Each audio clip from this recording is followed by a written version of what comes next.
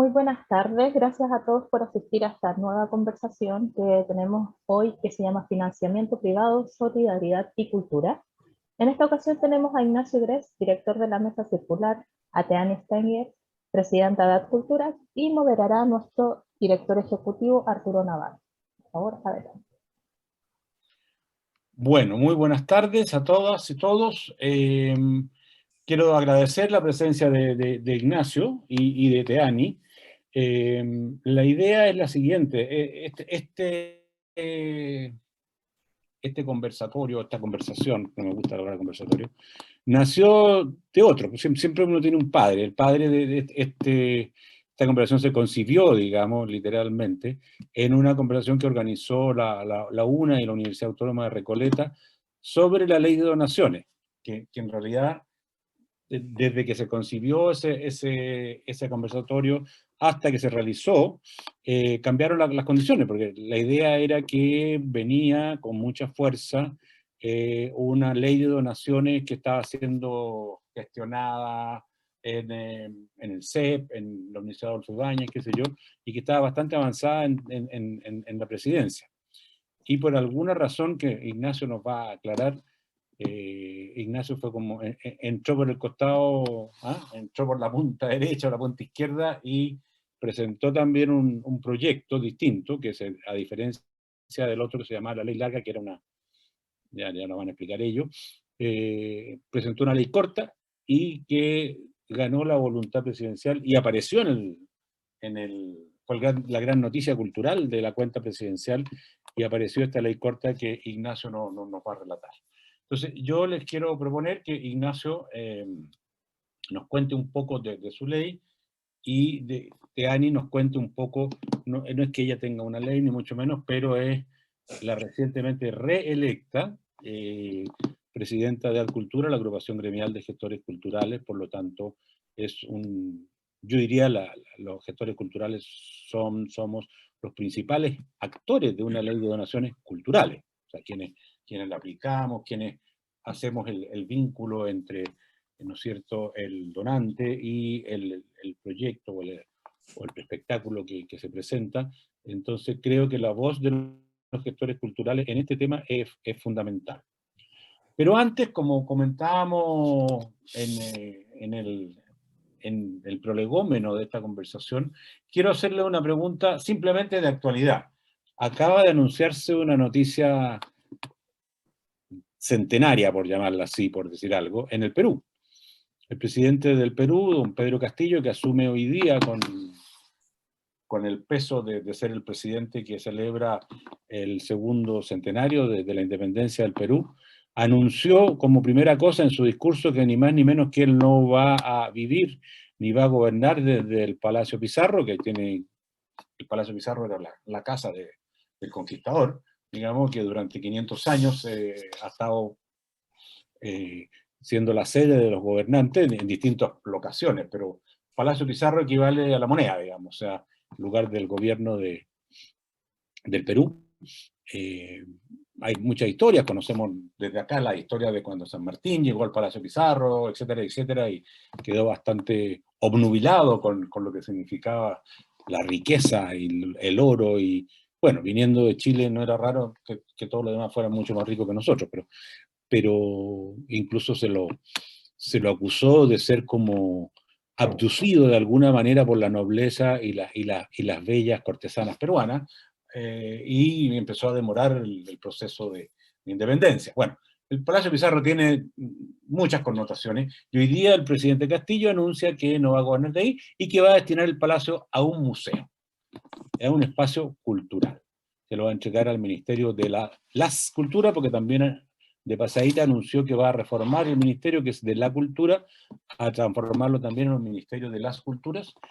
Y como nosotros tenemos las dos cosas, tenemos un museo un poquito oculto al lado de la moneda, y tenemos un ministerio de las culturas, quería preguntarle a Teani y a Ignacio, ¿qué les parece esta noticia? Teani, ¿qué te parece a ti?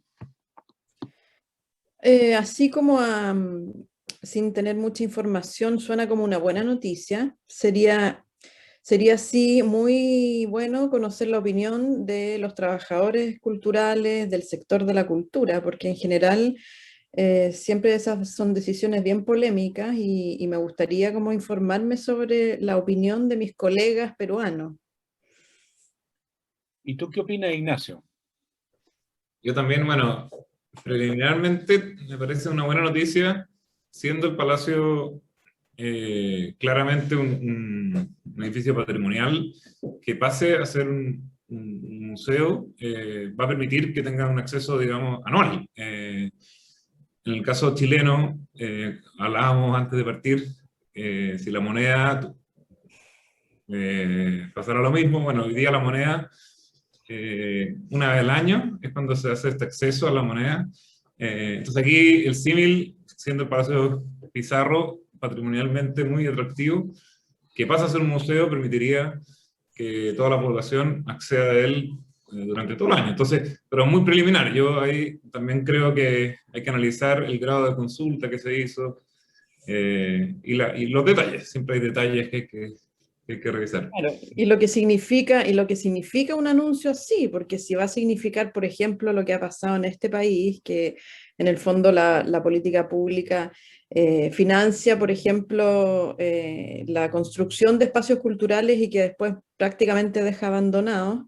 O sea, cuando uno anuncia una cosa así, lo que debe anunciar es algo más profundo que eso, es un plan de gestión, es un acompañamiento en el tiempo, ¿no? Y por eso digo, habría que informarse sobre eso, porque el simple anuncio, que a primera vista suena bien, habría que saber si está acompañado de todos esos elementos.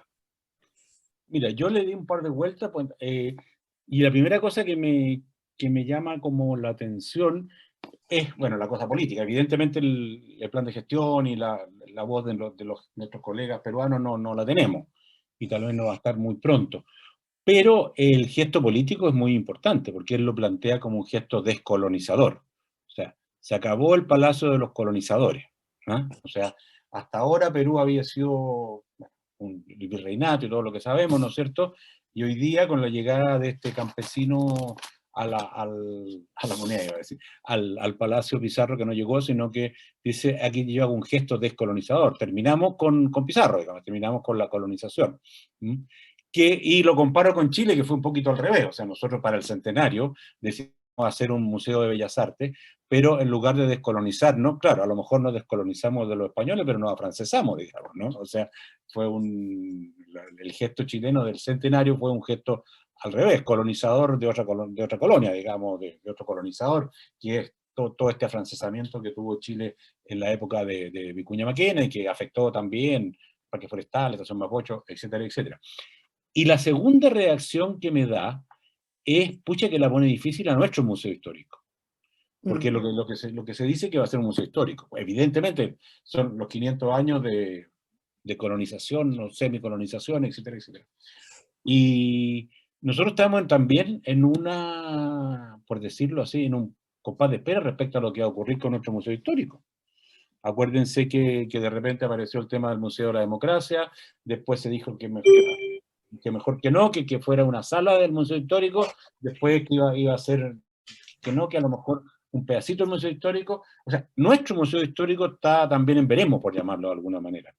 Y yo diría que esto, pensando en próximos gobiernos, el hecho que el Perú se ponga a trabajar seriamente en un museo histórico, me imagino que para el Palacio Pizarro irán a hacer un museo de 500 años de historia por lo menos, nos pone también un desafío. O sea, nosotros tenemos que estar a la altura de lo que va a ser el museo peruano, que evidentemente tiene mucho más historia que nosotros, no cabe la menor duda. Están los incas, está Machu Picchu, y está todo el virreinato, pero nosotros también vamos a tener que ponernos un poco las pilas, yo creo, respecto a mejorar lo que podría ser nuestro museo histórico, y ponerle un poco también más entusiasmo y más, como decía la Teani, más recursos. El problema aquí, finalmente, es lo que ocurre con el museo histórico en Puerto Plata, digamos.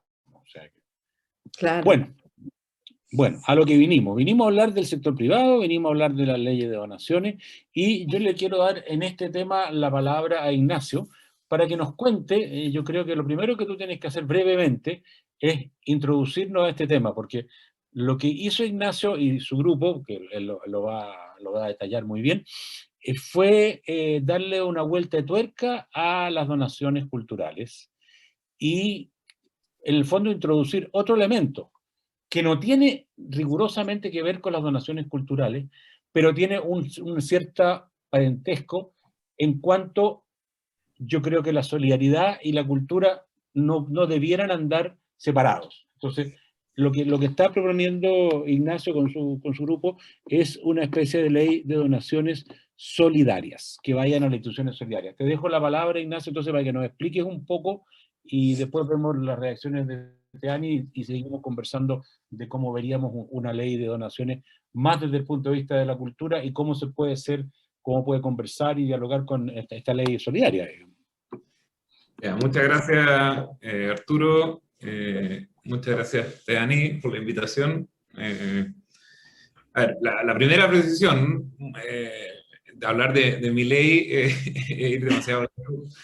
Yo soy relativamente nuevo en el sector de la sociedad civil, no tan nuevo, pero sí, a ver, una breve experiencia. Yo soy licenciado en filosofía, hice clases de filosofía en un colegio, y luego trabajé en una fundación cultural, se llamaba Música para Todos. Era precioso el proyecto, porque llevamos música en vivo, a través de profesionales, músicos jóvenes, a sectores que tradicionalmente no acceden a presentaciones musicales en vivo. Y ahí viene un trauma personal, porque el drama transversal al sector cultural, el fuentes de financiamiento, nos tocó una crisis, la crisis del 2009, y bueno, se quedó sin financiamiento la fundación y tuve que buscar otro rumbo. Y me acuerdo, fue bien traumático, porque uno está en un proyecto precioso y que sea el financiamiento el que lo corte, en ese minuto fue traumático. Y luego, hace un año, un poco más de un año, con otro grupo de personas, quisimos hacer una fundación que promoviera en el ámbito de la salud los cuidados paliativos, que son los cuidados que reciben los enfermos terminales. Entonces nos acercamos a un abogado a pedirle asesoría, y él nos dice, en realidad, que no nos convenía, que había que adaptar el proyecto porque en el sector de la salud había muchas limitaciones para las organizaciones, entonces que desistiéramos del proyecto. Obviamente esta opción era muy razonable, y él lo que nos dice es que existía un proyecto, y por eso no es mi proyecto, existía un proyecto que ya estaba consensuado, que daba solución a este tema y a muchos otros temas. Y aquí se conecta con la idea de la ley única, que en el fondo las organizaciones de la sociedad civil, del sector social, en el primer gobierno de Sebastián Piñera, dijeron, bueno, está el sector cultural, que tiene la ley Valdés, que ha permitido un desarrollo de la cultura y de los gestores culturales. ¿Por qué no todos tenemos ese beneficio? Y hubo un intento de unificar nivelando hacia arriba, que todos tuvieran los beneficios que tiene la ley Valdés. Y ese intento fracasó. ¿De cuándo estamos hablando más o menos, Ignacio? ¿Cuándo fue eso? El último mes del primer gobierno del presidente Piñera. Ya. Porque este no es un tema prioritario, entonces fue un saludo a la bandera. Si uno mete un proyecto el último mes, sabe que ese proyecto no tiene destino. Y de hecho fue así. No tuvo destino porque no tiene viabilidad política, y no tiene sentido, a mi juicio, unificar todo. Los sectores tienen especificidades, la ley Valdés tiene una especificidad, y los otros sectores también tienen sus propias características. Entonces, esto de igualar todo, en sí mismo no tiene por qué ser bueno, porque las realidades de los sectores son distintas y los financiamientos de los sectores son distintos. El presupuesto del Ministerio de Salud, el presupuesto del Ministerio de Educación es muy distinto al presupuesto del Ministerio de la Cultura. Entonces esta envidia que hay, oye, ¿por qué la ley de cultura es tanto mejor? Bueno, tiene lógica que una ley de cultura sea más beneficiosa, sea más atractiva, porque el sector cultural tiene menos financiamiento, que ojalá eso cambie. Eso no significa que el sector cultural tenga que depender de esta fuente, de las donaciones. El asunto es que fracasó ese proyecto, y las organizaciones que no tenían ley, que eran las organizaciones ambientales, las organizaciones de salud, de derechos humanos, analizaron y dijeron, ¿sabes qué? Quizás fue muy ambicioso este camino, de ir por lo que tenía cultura.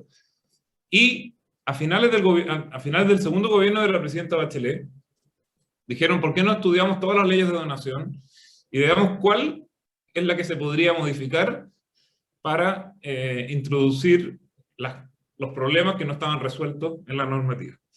Y ahí llegaron a un artículo que se llama el artículo 46 del decreto ley 3063, que era una ley antigua de 1979, que se introdujo y que permitía donaciones para temas muy acotados, temas sociales muy acotados, pero que tenía una característica que la hacía muy atractiva para muchas organizaciones, que originalmente eran de ciencia, temas de educación y temas sociales, que era que si bien no tenía el mayor beneficio tributario, sí era bastante simple en su uso y no exigía presentar proyectos, que todos sabemos, las leyes especiales, la presentación de proyectos es una barrera de entrada a muchas organizaciones que no tienen la capacidad de presentar un proyecto. Entonces, este artículo 46 de la Ley de Rentas Municipales, que no tiene que ver nada con las municipalidades, está ahí,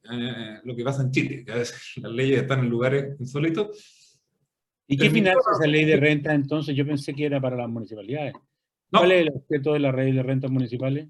O sea, la Ley de Rentas Municipales tiene, la mayoría de los artículos tienen relación con las municipalidades, solo que el artículo 46 en concreto no tiene que ver con las municipalidades y genera una confusión siempre. Pero bueno, el asunto es que esta ley comenzó a ser la más utilizada, y es la más utilizada por las organizaciones medianas y pequeñas, de Arica a Puerto Williams, porque tiene un acceso más simplificado. Entonces lo que la comunidad de organizaciones solidarias, que es una red de organizaciones que trabajan en temas de pobreza y discapacidad, dijo, bueno, esta es la ley que hay que mejorar. Por ejemplo, danos ejemplo, ¿cuáles organizaciones serían dos o tres, las tres más destacadas de ese grupo, la solidaria? A ver, las que más conocemos quizás, o más conocidas, está América Solidaria, América Solidaria, Belén 2000, que es una organización que hace ayuda en Palestina, una organización que hace ayuda en el extranjero, que está fuera, las organizaciones que hacen ayuda en el extranjero están fuera de la normativa, pero son, a ver... ¿La Fundación La Rosa está ahí? Son todas las organizaciones, ¿cómo? ¿La Fundación La Rosa? También está la Fundación La Rosa, la Corporación Yo Mujer, que ayuda a las mujeres con cáncer de mama, también está. No, es una organización gigantesca, ojalá que el sector cultural también tuviera una organización así, porque finalmente, o sea, yo sé que el sector cultural tiene distintas organizaciones, pero esta ha sido una organización en el sector social que ha centralizado a los actores, y eso permite también una mejor interlocución con las autoridades. Entonces, la comunidad de organizaciones tiene distintas mesas de trabajo, y hay una que se llama Mesa de Donaciones, o de Políticas Públicas, y llegó a esta conclusión. Entonces le presentó a finales del segundo gobierno de la presidenta Bachelet, al ministro de Hacienda de entonces, el ministro Izaguirre, oye, este proyecto. Pero el gobierno estaba terminando y no se le dio prioridad. Y apenas comenzó este segundo gobierno del presidente Piñera, se acercó la comunidad al ministro de Hacienda, Felipe Larraín, y el ministro de Hacienda dijo, no, nosotros queremos insistir con la idea de una ley única de donaciones. Y ahí está el problema. Ahora, como no funcionó nivelar hacia arriba, dijeron, bueno, nivelemos hacia abajo. Porque si nivelamos hacia abajo, va a ser más fácil aprobarlo en el Congreso, y comenzó a gestarse esa idea que, como tú bien dices, tenía una influencia de algunos centros de estudio que analizaban la experiencia internacional, qué sé yo. Y esto fue tomando fuerza, pero bastante silencioso, hasta que nos dimos cuenta y reaccionamos en contra de esta idea, porque veíamos que no solo era perjudicial para el sector cultural, y yo que tuve esta experiencia del cierre de una fundación, sé lo que significa que una organización cultural sufra.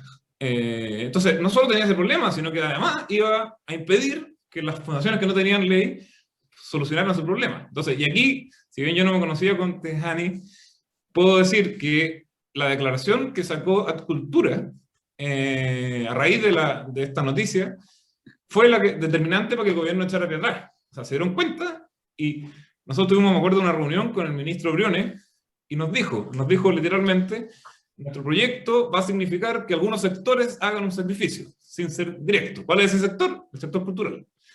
Yo dije, esto es lo mejor que puede pasar. Porque si dicen eso, va a reaccionar el sector cultural. Dicho y hecho, a la semana reacciona el sector y el gobierno, en el fondo, luego cambia el ministro, pasa a estar el ministro Cerda, y el gobierno dice, no sabe que esta idea era mala, avancemos por este otro camino. Y ya, para no alargarme tanto, después podemos empezar a hablar de los detalles. Esta semana, el domingo, entró este ajuste al artículo 46 de la Ley de Rentas Municipales al Congreso. Se anunció ayer en la Comisión de Hacienda de la Cámara de Diputados, y el presidente de la comisión, que obviamente nosotros habíamos hecho un trabajo de conversar con los parlamentarios, lo puso en tabla hoy día. Y yo vengo saliendo de ver la comisión, y bueno, es bien emocionante, porque en el fondo uno diría, oye, esta cuestión se está metiendo entre gallo y medianoche, y no es así. El primer día de gobierno, las organizaciones sociales pidieron este ajuste, y bueno, llegó un ministro, y aquí hay que hacer un reconocimiento a la ministra Rovilar y el ministro Cerda, y dijeron, bueno, acojamos este llamado de la sociedad civil, y vamos a ver qué pasa. Creemos, la primera reacción de los diputados fue favorable, transversalmente, y vamos a ver cómo sigue esta tramitación, pero el gobierno puso suma urgencia. Esto significa que dio plazo de 15 días para que se vea este tema, y solo se ve en la Comisión de Hacienda. Entonces, creemos que va a tener un respaldo, y después podemos pasar a los detalles del proyecto, para escuchar también ahí. Siempre y cuando Teani no se oponga. Sí, ahí pero es que... Cuéntanos, Teani, ¿cómo fue esta movida? A ver, lo que pasa es que... ¿Cómo viste tú ese momento? ¿Estabas consciente de que estabas parando una ley o no? No, para nada. No, lo que pasa es que, a ver, nosotros tenemos hartas críticas a la ley de donaciones culturales. Creemos que necesita efectivamente una actualización, la elaboración de otros conceptos, de hecho, pero efectivamente es una ley que, como dices tú, Ignacio, como que está como más arriba de muchos otros instrumentos de donaciones. Y nos parecía que en el contexto en el que estamos hoy día, que estamos enfrentando una emergencia sanitaria que para nuestro sector ha significado un golpe brutal a nuestro quehacer, a nuestro oficio, a nuestros ingresos, no era el momento de ponerse a tocar esa ley, ¿ya? Creemos que a lo menos esa ley no debería ser tocada, digamos, a lo menos durante el tiempo que nos tome reactivarnos como sector. Entonces, obviamente, esa preocupación, y sumado a eso, la falta como de, que esto ya es un clásico, la falta de participación a nuestro sector. Nosotros nos enteramos de muy pocas cosas sobre ese proceso, entonces claramente teníamos que pronunciarnos y tratar de detener el impulso que estaba tomando el gobierno en relación a esa modificación. Te estás refiriendo a la llamada ley LAC. Claro, claro.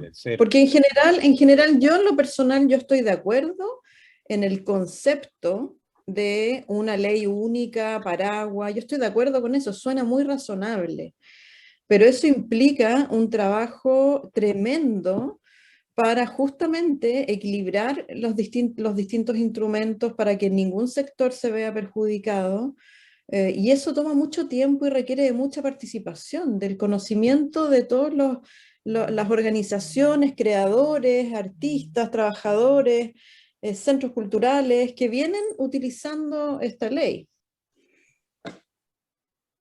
Ahora, tú dices una cosa que me parece súper importante, que es que, bueno, ya está bien, la ley, digamos, corta, está avanzando y está tiene muy buen pie porque está en Hacienda, y como dices tú, cuando está en Hacienda no hay otras comisiones, porque es la supercomisión, digamos, ¿no es cierto? Eso aligera bastante el trámite. Pero tú estás mencionando una cosa que no es menor, que es el tema de la crisis. O sea, para entrar a cambiar nuestra ley o introducir la ley única, primero hay que normalizarse. ¿Mm? Entonces de ahí, en este foro que estuvimos con Ignacio y con Carmen Gloria Larena, me acuerdo, convocado por la UNA y la Universidad de la República, de Recoleta, perdón, surgió la idea de una ley de emergencia. O sea, ¿cómo hacemos para que los aportes privados, y que de ahí el tema de esta conversación, ¿no es cierto?, vayan por un tiempo específico y corto a la reconstrucción? O sea, como se han creado muchas veces después de terremotos, de tsunamis y de tragedias así,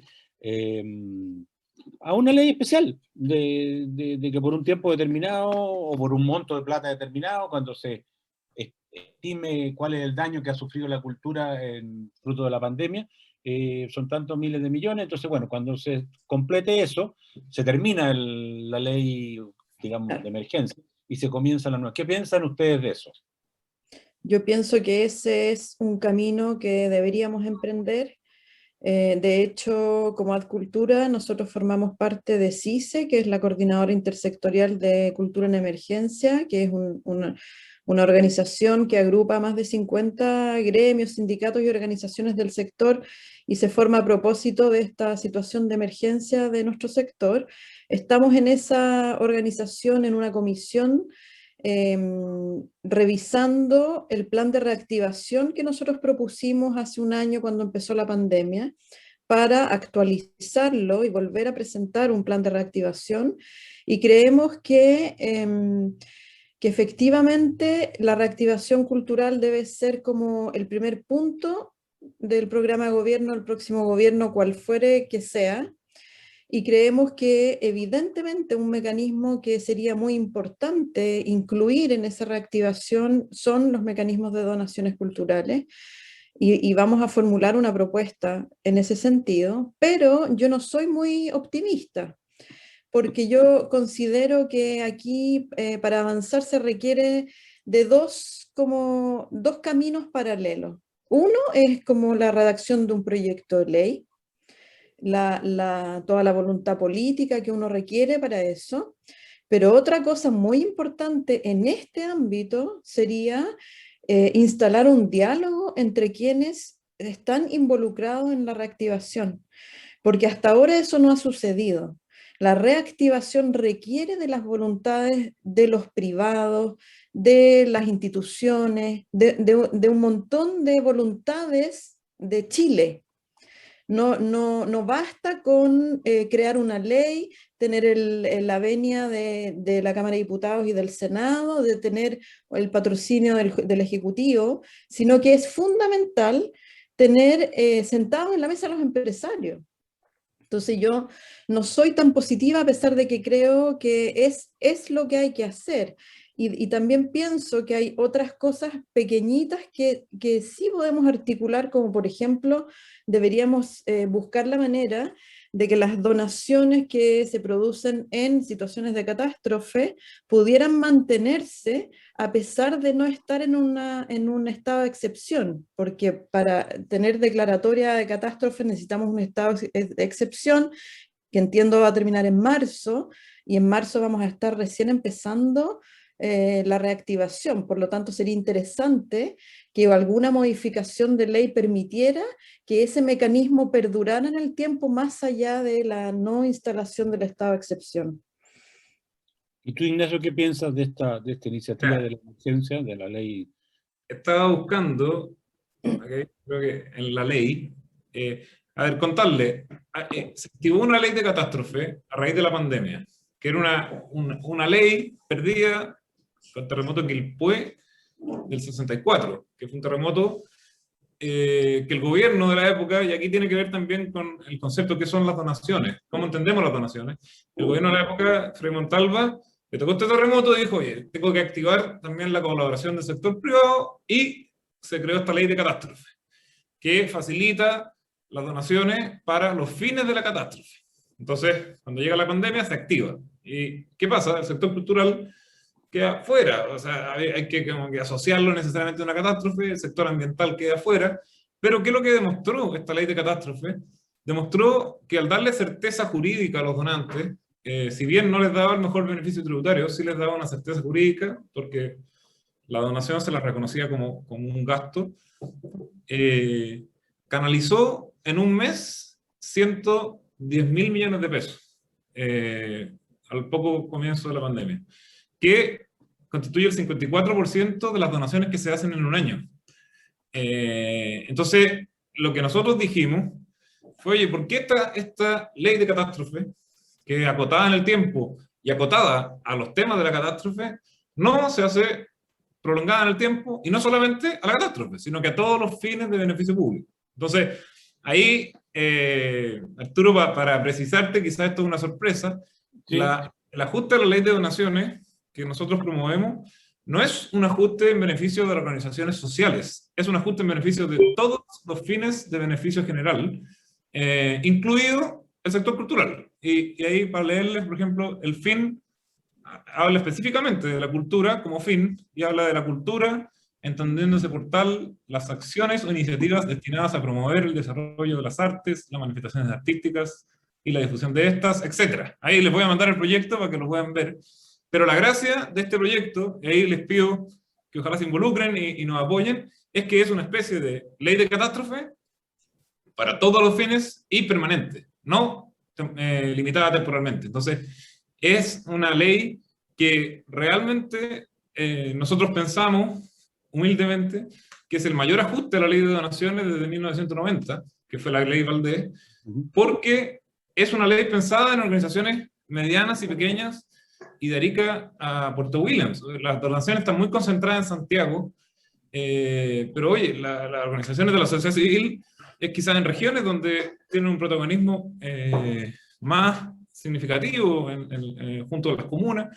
Entonces nosotros tenemos todo pensado, y ha sido muy bonito, un trabajo colaborativo entre el sector social, el sector cultural, que de a poco se ha ido sumando, el sector ambiental. La organización Así Conserva Chile es una organización ambiental que agrupa a propietarios que destinan su tierra a la conservación. Y la gente dice, oye, estos gallos son propietarios, grandes propietarios. No, son comunidades, en algunos casos también hay comunidades indígenas, que dicen, oye, yo en vez de hacer un desarrollo productivo de esta tierra, la voy a destinar a la conservación, a perpetuidad, o sea, en beneficio de todos. Entonces, la unión entre el sector social, el sector ambiental y después el sector cultural fue lo que yo creo que las autoridades como que los remeció. Y dijo, oye, estas cuestiones estos ya están viniendo en bloque, y es un ejercicio muy interesante de cara al futuro gobierno, conversar con ustedes y ver cuáles son las necesidades del sector cultural.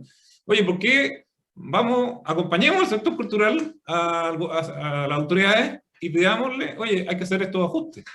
Y ahí ya las autoridades dicen, chuta, esto cayó, vienen en bloque, hay que escucharlo, porque ya son una voz bastante más representativa. Entonces, yo que creo que la ley de catástrofe demostró que la colaboración público-privada era importante, y había que hacerla permanente y ampliarla a todas las causas. Y eso es esta modificación del artículo 46, que estamos muy confiados en que los legisladores la van a aprobar. Lo más difícil era convencer al Ministerio de Hacienda, y ahí yo coincido con Tejani que aquí no basta el Ministerio de Hacienda o los parlamentarios. Acá hay que recoger la voz de la sociedad civil. Y este proyecto nace de la sociedad civil.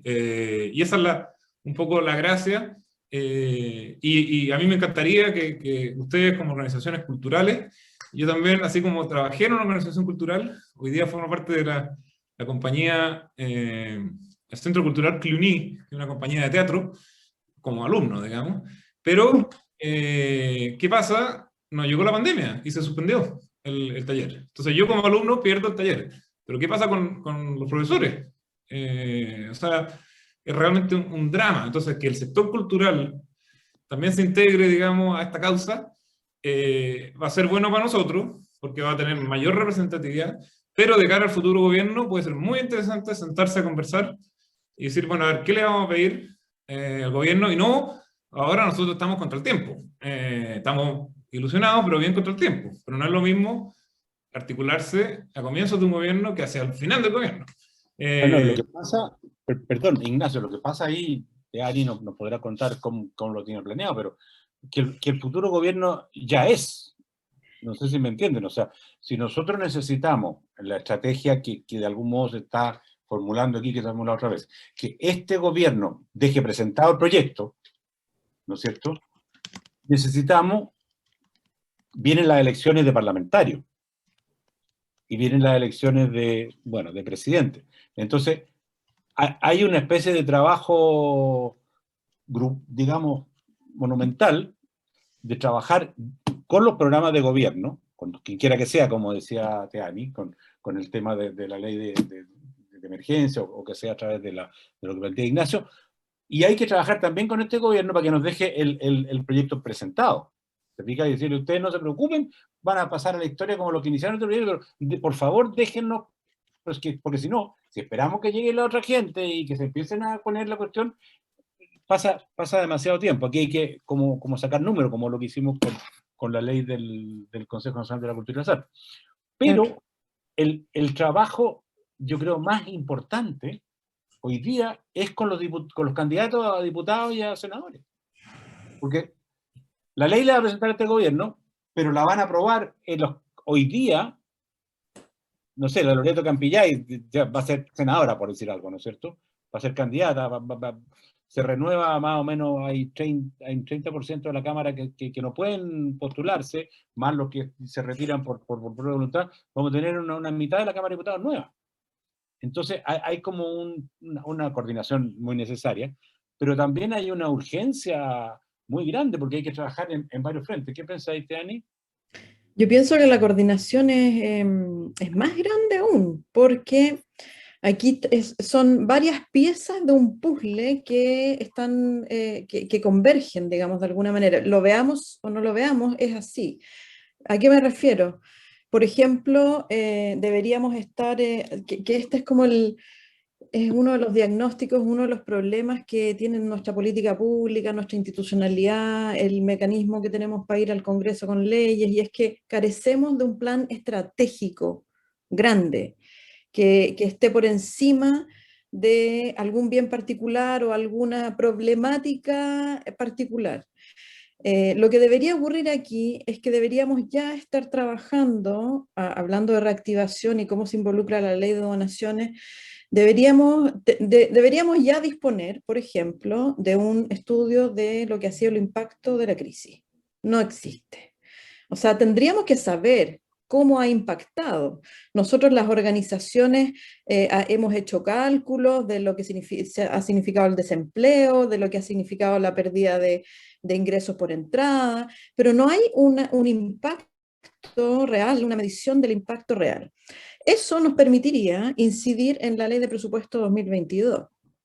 Y eso también nos permitiría elaborar en conjunto a otros mecanismos un plan estratégico. Entonces, una cosa es que entre una ley o un artículo que modifica una ley determinada al Congreso para un bien como bien particular, y otra cosa es que lo estemos pensando en relación a un plan estratégico, y eso es lo que falta, pero esa coordinación es sectorial, mixta e interinstitucional. Necesitamos al Ministerio de la Cultura acá, necesitamos a la DIPRES, necesitamos al Congreso, a las organizaciones ciudadanas. Es un gran puzzle que no está, o sea, nosotros estamos mucho más organizados que hace 2 años, pero nos falta mucho todavía.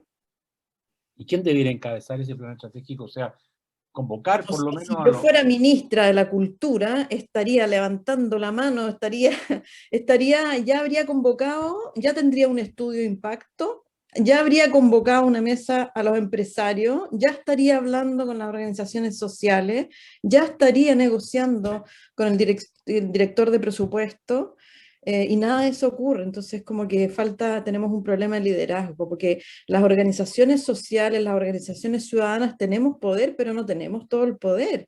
Tenemos un ámbito de acción muy acotado también. Es complicado el tema del liderazgo. ¿Qué piensas tú, Ignacio, de este tema del liderazgo? Porque es obvio, o sea, estas cosas siempre requieren de una convocatoria. Yo siempre me acuerdo el liderazgo, por ejemplo, de Zurita cuando fue la caída del ministro de Cultura, ¿te acuerdas? Que duró un fin de semana. Bueno, eso fue una movilización así, que yo creo que fue lo que te inspiró a ti para alegrarte cuando apareció la cultura damnificada por el tema de la ley de donaciones. O sea, ahí se provocó un momento impresionante. O sea, escribió Zurita unas letras en mayúsculas, me acuerdo, y nos movimos todos. O sea, llegamos unos cuantos al Museo de la Memoria y se acabó el ministro, ¿me entiendes? O sea, yo creo que hay un tema de ese tipo. ¿Qué pensáis?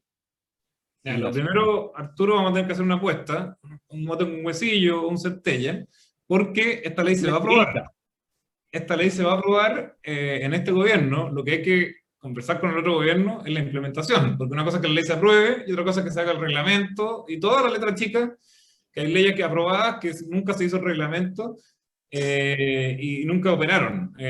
Pero lo que hemos visto es que hay voluntad de que se apruebe al ser una ley muy acotada. Así que bueno, eso ahí apuntamos. Pero vamos por partes. Si tú dices que te la jugáis por un mote con huesillo porque está aprobada, quiere decir que hay diputados de gobierno y de oposición, ¿no es cierto? Porque la oposición tiene mayoría, Sí. que la van a aprobar. Entonces, ahí ya hay un principio de trabajo político, como queramos llamarlo, ¿no? O sea, eso yo creo que lo que habría que, a lo mejor... Es que ahí fue lo interesante. ¿Mm? Lo interesante de este proceso es que la sociedad civil, de forma articulada, hizo un trabajo prelegislativo transversal.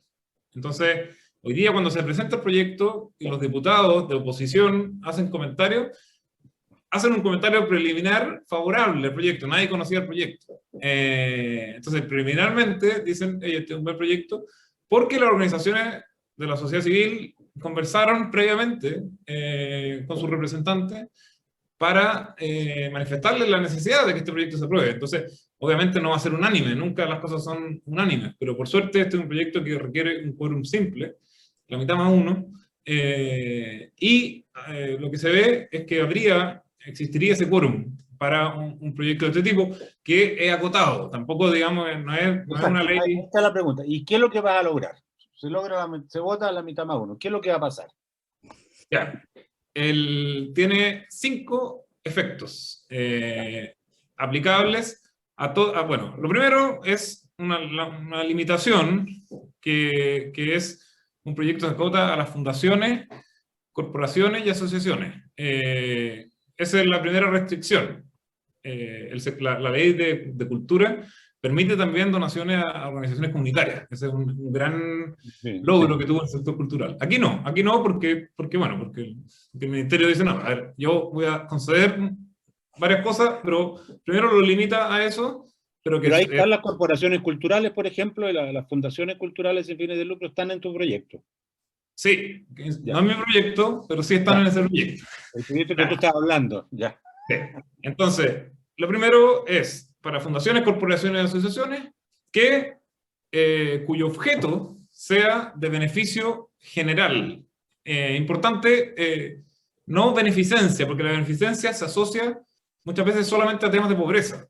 Entonces aquí hace una lista taxativa de los fines, de todos los fines, y el último artículo dice, y aquellas organizaciones que hagan un fin de beneficio general que no esté contemplado en esta lista, también va a poder acceder una vez que se compruebe. Entonces, lo primero es una ley que amplía a todas las causas de beneficio público. Buenas causas. Bien. Lo segundo es amplía la base de donantes. Hoy día las donaciones están básicamente concentradas en donaciones de empresas, y esto lo amplía un poco a personas naturales también, y a empresarios que puedan donar desde su patrimonio personal. Entonces también se amplía la base de donantes. Naturales, ya.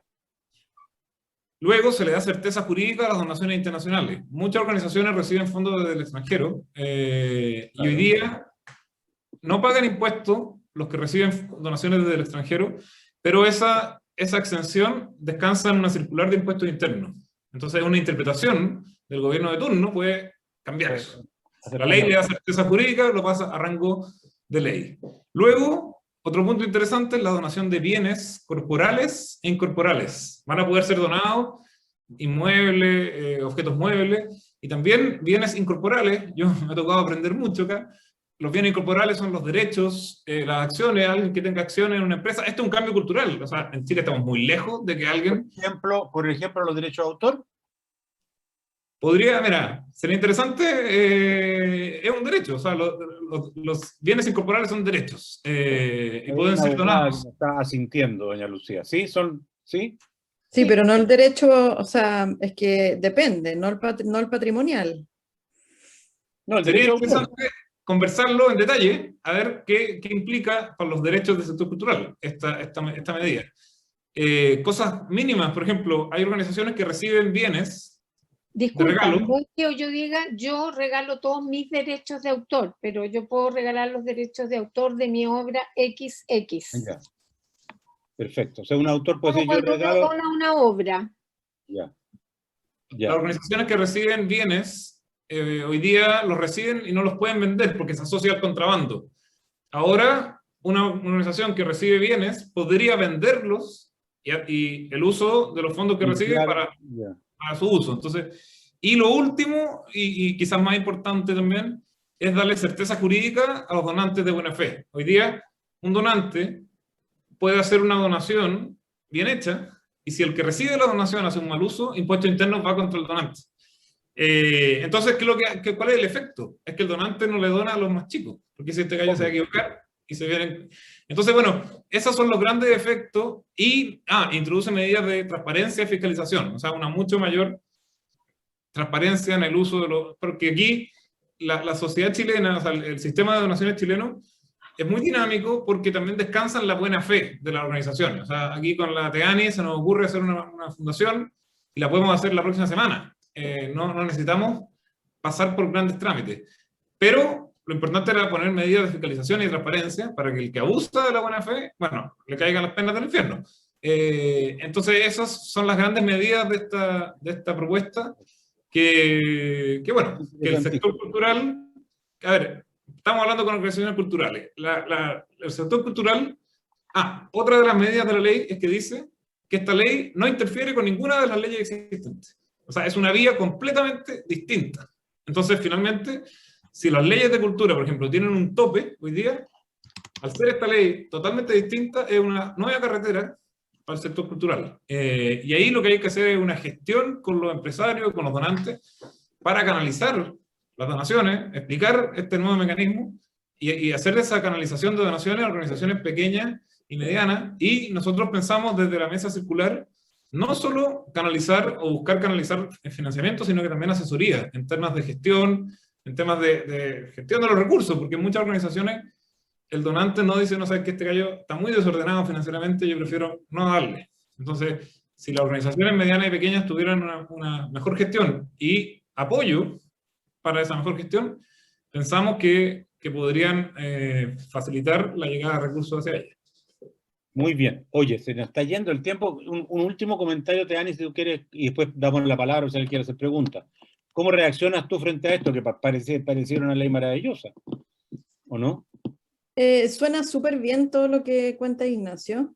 Yo me pregunto hasta dónde, o sea, primero vamos a tener que generar de verdad un manual, porque hay algunos manuales de una ley, de otra ley, de donaciones, pero es fundamental tener un manual que contemple todas las leyes, porque eso es una de las barreras también de los donantes. Donantes que son donantes ocupando varias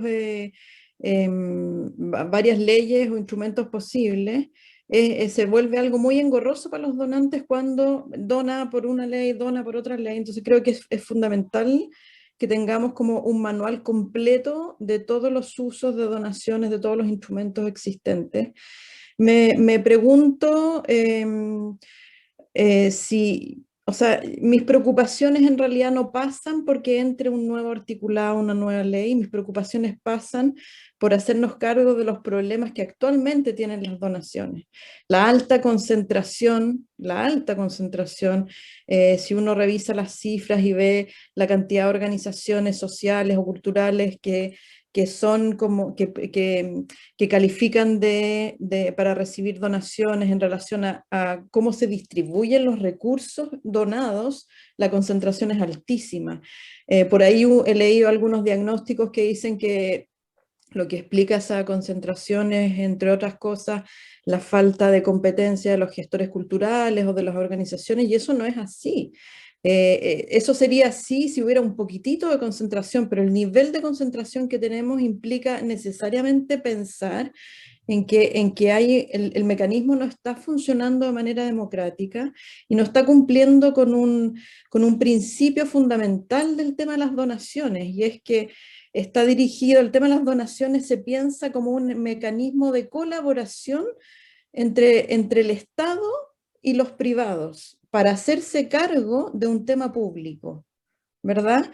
Pero en definitiva, si uno revisa cómo se comportan las donaciones, son los propios empresarios los que definen qué es lo público que van a financiar o no, qué es lo de interés público que los compete.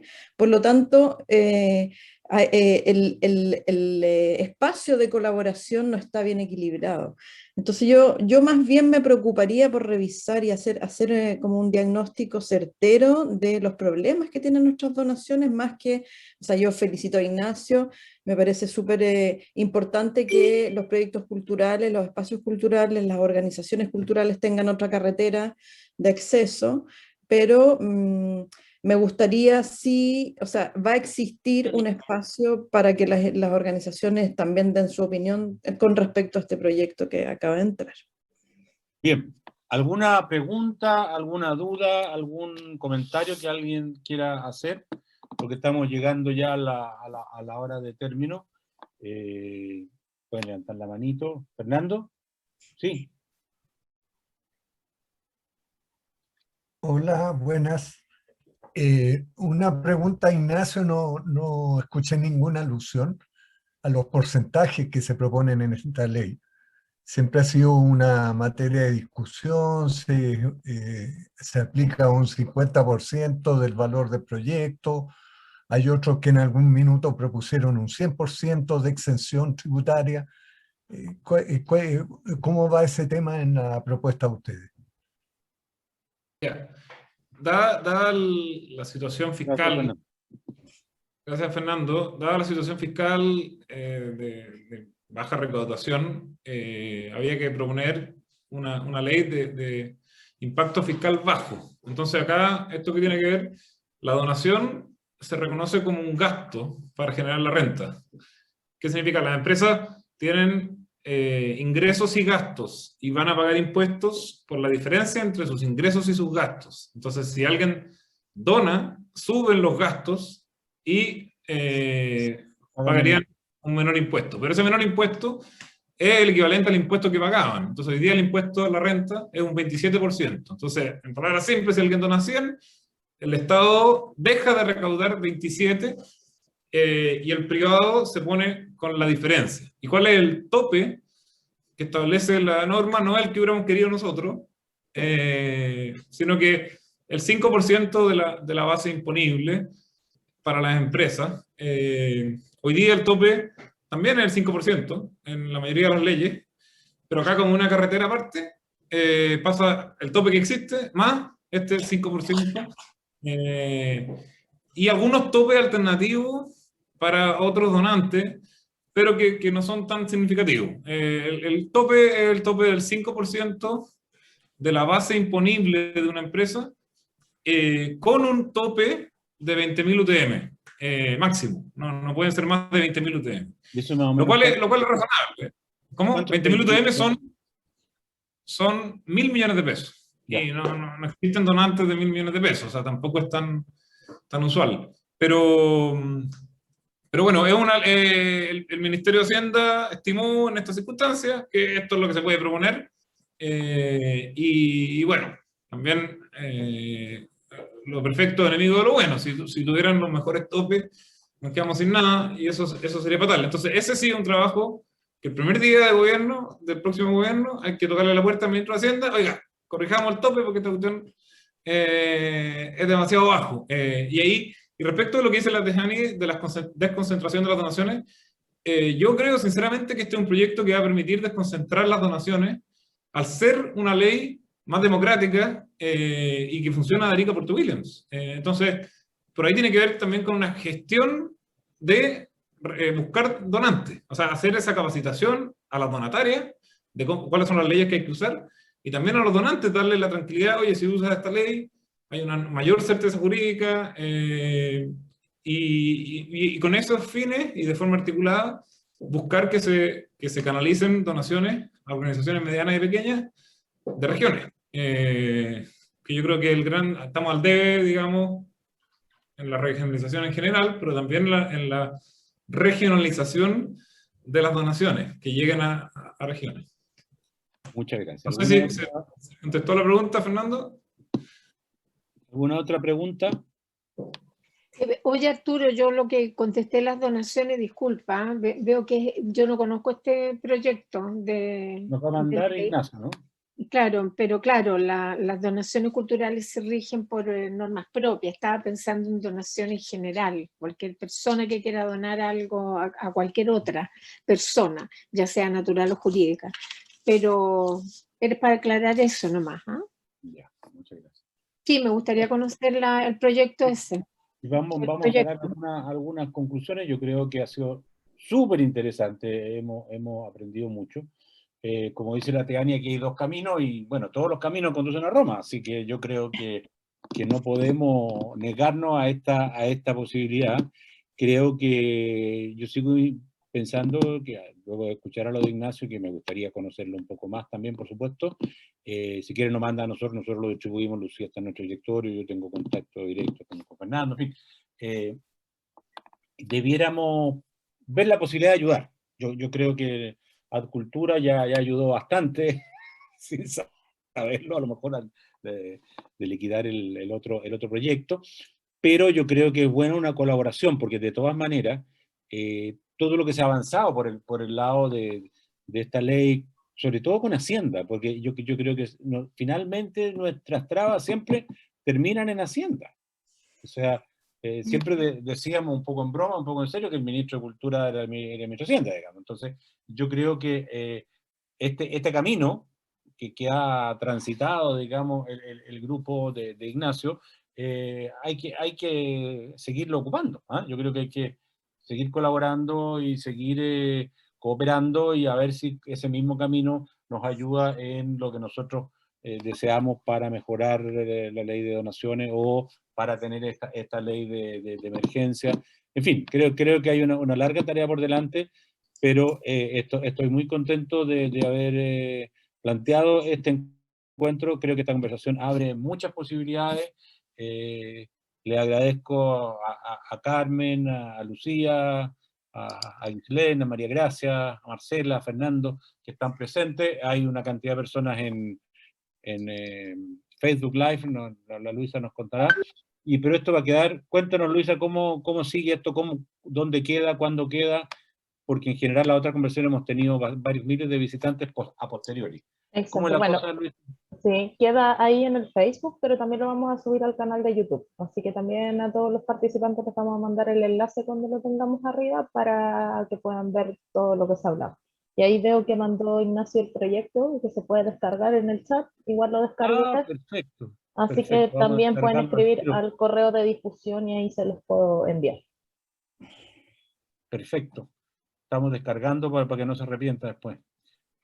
Bueno, el proyecto es público. Pero no lo pude descargar. Sí, no, sí, está en la... Está en la Cámara de Diputados. Ya ayer se hizo público. Voy a anotar el número del boletín. Oye, Arturo, una cosa. Estoy de acuerdo, sin duda el presupuesto se define de alguna manera en Hacienda, pero debo decir, y eso me lo dijeron siempre mis amigos de Hacienda, más bien definen el global, el grueso, no el marco presupuestario, o sea, que no se salga de determinado marco, pero el ministerio, o sea, cada sector define un poco la distribución, o sea, hay conversaciones, por eso que hay sectoralistas y existen los lobbies para hablar de los sectores con Hacienda, con los distintos ministerios o los ministerios políticos.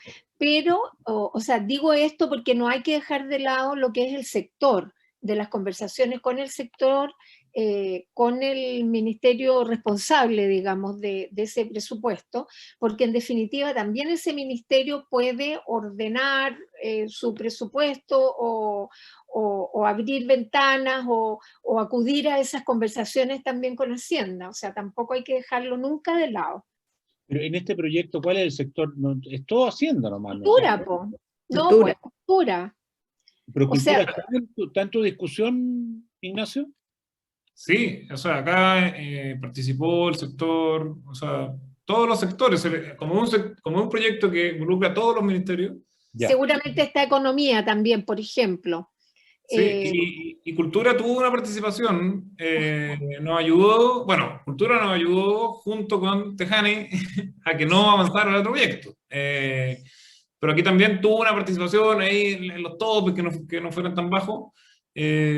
Así que sí, o sea, pero acá hay un reconocimiento que hay que hacer a la ministra Carla Rubilar. Ella se la jugó, ella fue la que frenó la ley larga, y al ministro Cerda. O sea, al final, si el ministro de Hacienda no cede, no hay forma. Y el ministro Cerda fue muy flexible, y también los parlamentarios. La Comisión de Hacienda del Senado envió un proyecto de acuerdo pidiéndole al gobierno que envíe este proyecto, y ese proyecto lo votaron 32 senadores a favor.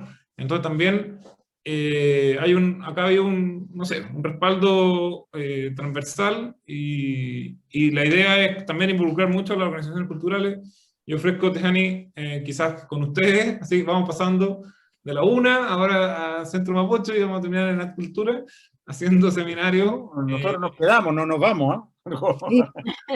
Nosotros nos quedamos a la fila. No, porque No esto queremos- ha tenido una participación de varios organismos, pero el sector cultural ha sido más lento.